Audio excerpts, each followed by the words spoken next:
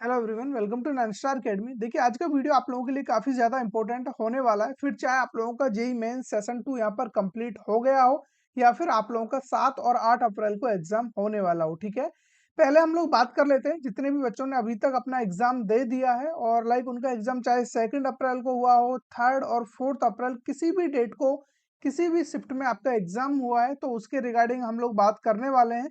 Exactly कौन सी shift यहाँ पर सबसे टफेस्ट देखने को मिली और कौन सी शिफ्ट आप लोगों को इजियर साइड जाती हुई देखने को मिली, तो इसके रिगार्डिंग फिर हम लोग बाद में कैलकुलेट कर रहे होंगे आप लोगों का मार्क्स वर्सेस परसेंटाइल क्या रहने वाला है, उस सब के रिलेटेड भी हम लोग बात करने वाले हैं। तो आप लोग वीडियो के लास्ट तक बने रहना, वीडियो ज़्यादा लंबा नहीं रहेगा, लेकिन आप लोग लास्ट तक देखोगे तो जरूर से आप लोगों को यहाँ पर बेनिफिट हो रहा होगा, फिर चाहे आप लोगों का एग्जाम हो चुका हो या फिर होने वाला हो। ठीक है, अगर हम बात करें अब तक के लिए टफेस्ट शिफ्ट की, तो वो आप लोगों को देखने को मिला है 4 अप्रैल को मॉर्निंग शिफ्ट। ठीक है, आप लोग एक बार स्क्रीन पर आ जाइए और यहाँ पर मैं कुछ डेटा आपको दिखा रहा हूँ, इससे आपको आइडिया लग जाएगा। ठीक है, यहाँ पर आप लोग देख सकते हो 99 परसेंटाइल आप लोग अगर टारगेट करते हो, तो उसके लिए मॉर्निंग शिफ्ट में अगर हम बात करें 4 अप्रैल को, तो 155 टू 165 पर इजीली आप लोग 99 परसेंटाइल टारगेट कर लोगे। इधर हम बात करें इवनिंग शिफ्ट की, तो यहाँ पर आप लोग देख सकते हो 180 टू 190 मार्क्स आपको लेकर आने पड़ेंगे अगर आप लोग 99 परसेंटाइल टारगेट करते हो तो। अब ये डेटा कहाँ से आया, किस तरीके से मैं आपको बता रहा हूँ, थोड़ा सा वो भी आप लोग समझ लीजिए।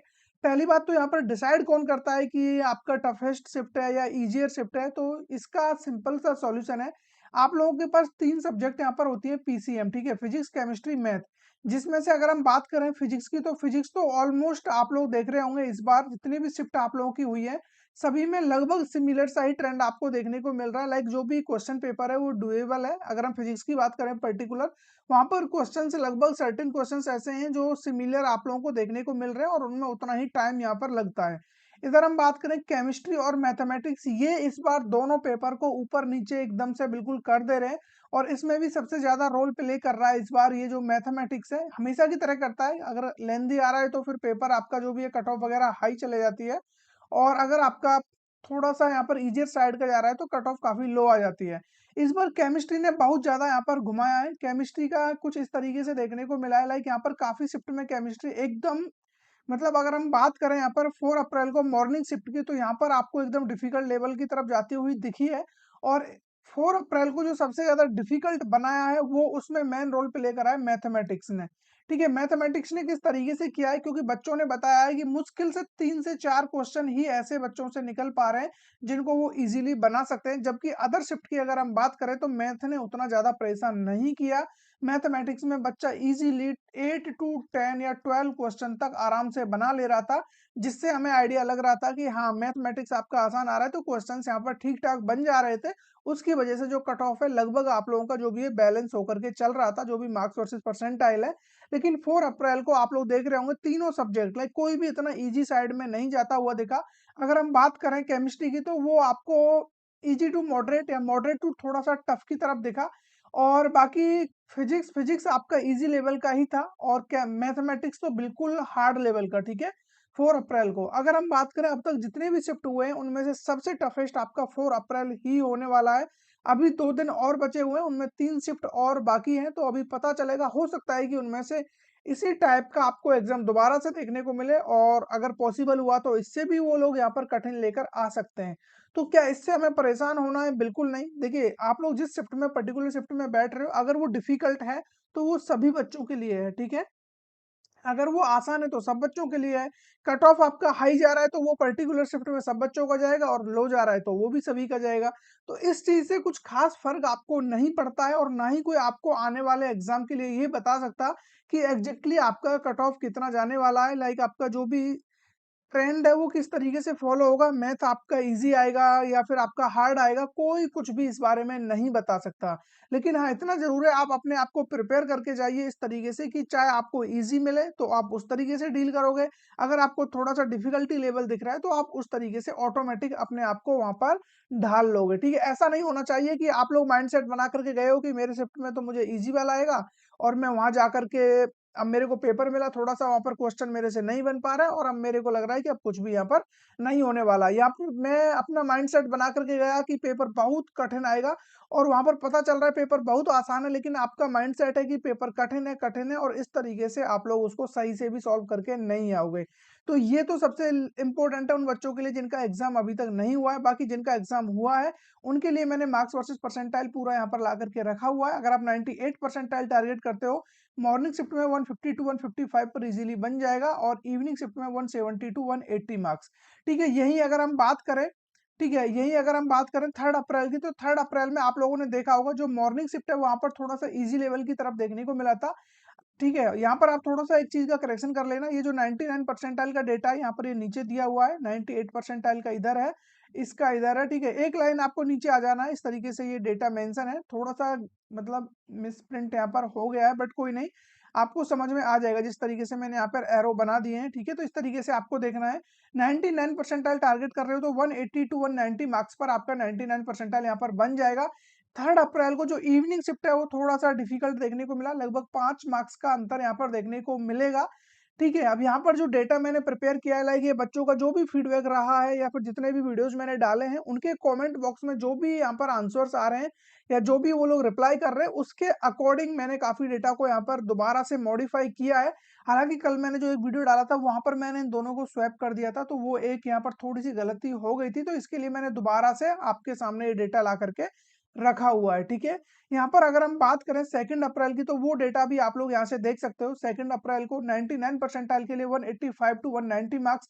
अब तक का सबसे ईज़ी शिफ्ट यहाँ पर 2 अप्रैल को आपको मॉर्निंग शिफ्ट वाला ही देखने को मिलेगा, ठीक है? उसके बाद फिर अब अगर ईज़ीनेस की हम बात करें, 2 अप्रैल मॉर्निंग के बाद फिर आप लोगों को 3 अप्रैल को जो मॉर्निंग का अगेन वो और 3 अप्रैल जैसा सिमिलर डेटा आपको 4 अप्रैल को इवनिंग का डेटा यहाँ पर देखने को मिलेगा। डिफ़िकल्ट लेवल की बात करें, सबसे मोस्ट डिफ़िकल्ट अब तक का यहाँ पर 4 अप्रैल को मॉर्निंग शिफ्ट हुआ है। उसके बाद अगर 3 अप्रैल की बात करें, तो 3 अप्रैल में मतलब मोस्ट डिफ़िकल्ट तो नहीं बोल सकते, लेकिन हाँ, थोड़ा-सा लाइक मॉर्निंग शिफ्ट से इवनिंग शिफ्ट में थोड़ा-सा डिफ़िकल्टी लेवल आपको हल्का-सा इंक्रीज़ होते हुए देखने को मिला है। सेम कहानी आप लोगों की रिपीट हुई है 2 अप्रैल को मॉर्निंग और इवनिंग शिफ्ट में। मॉर्निंग शिफ्ट में ईज़ीनेस रहा, इवनिंग शिफ्ट में थोड़ा-सा हल्का-सा 4 से 5 नंबर का डिफ़रेंस आपको यहाँ पर देखने को मिल जाएगा। ठीक है, इतना आप लोग यहाँ पर कंसीडर कर लेना। अब देखो यहाँ पर ऐसा नहीं है कि देखो सपोज़ करो 190 और 182 यहाँ पर जो डिफरेंस है आप लोग यहाँ पर देख पा रहे होंगे 8 मार्क्स का है। अब ऐसा नहीं है कि पूरा जितना आप नीचे तक आओगे सभी में 8 मार्क्स का रहेगा, बिल्कुल ऐसा नहीं होता है। अगर हम बात करें 90 परसेंटाइल के लिए तो यहाँ पर 105 टू 110 मार्क्स और इधर जस्ट 98 टू 104 मार्क्स पर आपका ये बन जाएगा। इधर 7 मार्क्स का मैंने डिफरेंस रखा हुआ है। कहीं पर आपको ओनली 5 मार्क्स का डिफरेंस दिखेगा 110 टू 114 पर 91 परसेंटाइल और इधर आपका 105 टू 109 पर आपका 91 परसेंटाइल यहाँ पर बन जाएगा। ठीक है, तो यहाँ पर जो डेटा है लाइक यहाँ पर पर्टिकुलर एक मार्क्स पर बहुत सारे बच्चे उसके अंदर आ रहे होते हैं, क्योंकि परसेंटाइल ऐसे नहीं बनता है कभी 91, 92, 93, 91 पॉइंट समथिंग समथिंग समथिंग इस तरीके से जाएगा, फिर 92 पॉइंट उसके बहुत पॉइंट के लास्ट के कई सारे डिजिट आपको देखने को मिलते हैं। लेकिन मैंने यहाँ पर एक रफली डेटा आपके सामने रखा हुआ है कि आपका जो भी रेंज है इस रेंज में आपके मार्क्स आ रहे होंगे, तो कहीं ना कहीं इस परसेंटाइल में आप यहाँ पर फिट हो रहे होंगे।